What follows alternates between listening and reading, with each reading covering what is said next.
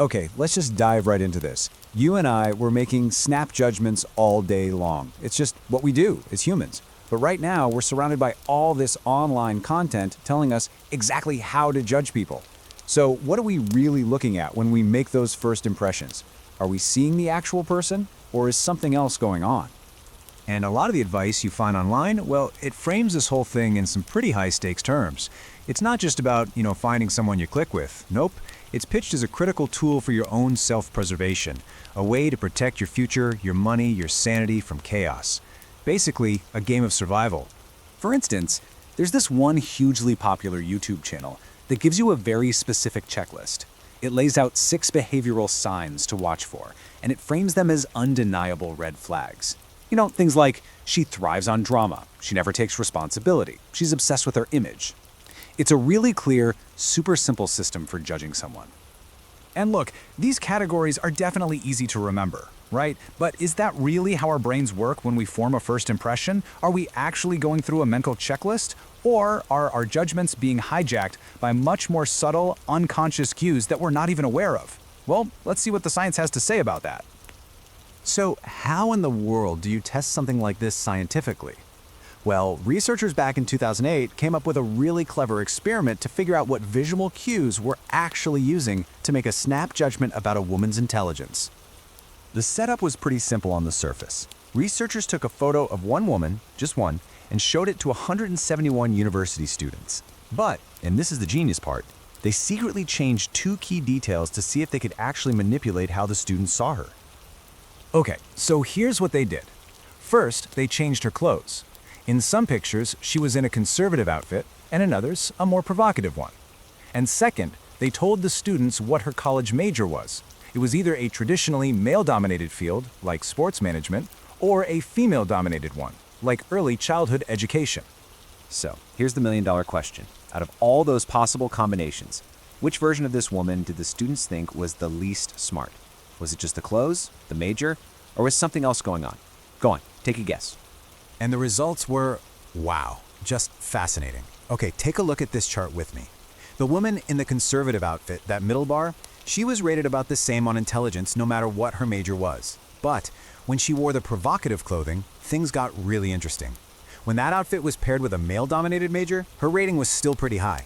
But look what happens when that exact same woman, in the exact same outfit, was paired with a female-dominated major. Her perceived intelligence rating just tanks. It completely plummets.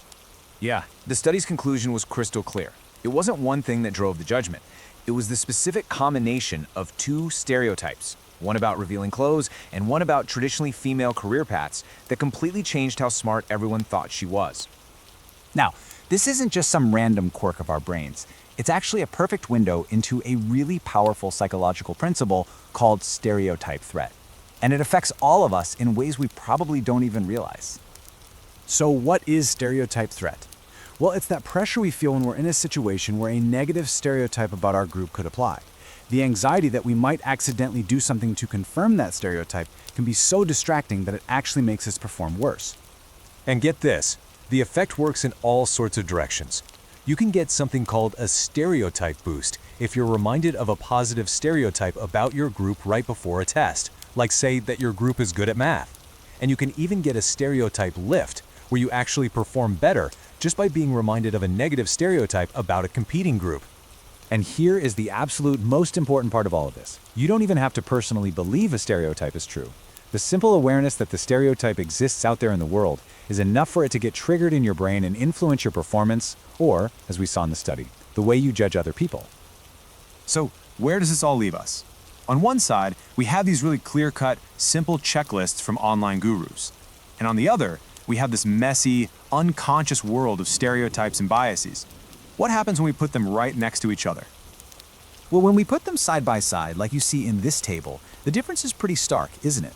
The pop psychology approach gives us that simple checklist of behaviors because it feels powerful and decisive. But the science shows that our brains are often running a completely different program in the background, one that relies on superficial cues, like clothes and a college major, to trigger our unconscious biases, completely missing who the person actually is. And this points to a real danger with some of the pop psychology out there. It takes really complex human behaviors and just boils them down into these neat, clickable lists of red flags. This can lead us to pathologize normal behavior, turning someone's bad day into a toxic trait, or a personality quirk into a disorder. It just discourages nuance and encourages us to slap labels on people instead of actually trying to understand them. Which really brings us all the way back to the beginning, to our first impressions. The next time you find yourself making a snap judgment based on a gut feeling or some checklist you saw online, it's worth just stopping for a second to ask a simple question. What am I really seeing here? Is it the person standing in front of me, or is it just a reflection of the stereotypes and shortcuts that are playing out in my own mind?